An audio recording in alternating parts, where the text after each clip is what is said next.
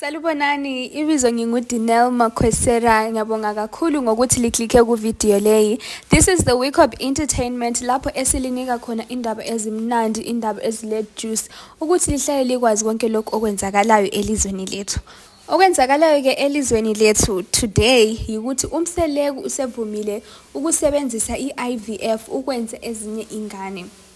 So kulesikhathi-ke uMakhumalo elokhu ezama ukwenza ingane lo Mseleku, kodwana-ke kusehluleka. Akwenzi-ke ukuthi yena abe pregnant engayenzanga any scientific method.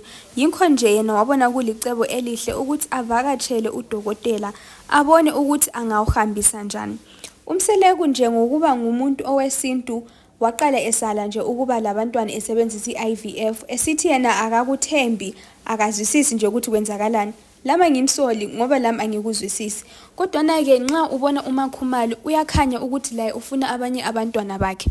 Njalo uMacele wakhuluma yena wathi akafuni ukushiya abantwana bakhe ngabakhe, mele kube njalo. Lokho wakukhuluma etshela uLwandle.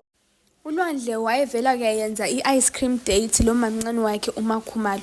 Kodwana-ke from the looks of it, hayi-ke umntwana kaMacele ngumntwana kaMacele.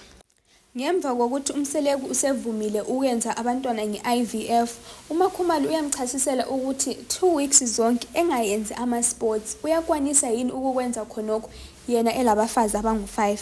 Hayi, uMseleku yena wabesithi uyakukwanisa. Ngokubona kwami usevumela nje ngoba uzwa usizi kuMakhumalo, usefuna la umfazi wakhe abe labanye abantwana bakhe. So hayi, siyamjabulela uMakhumalo, we can't wait ukuthi abe lo munye umntwana. This is the end of the video. Ngicela ke li subscribe limelele enye i-video elandelayo.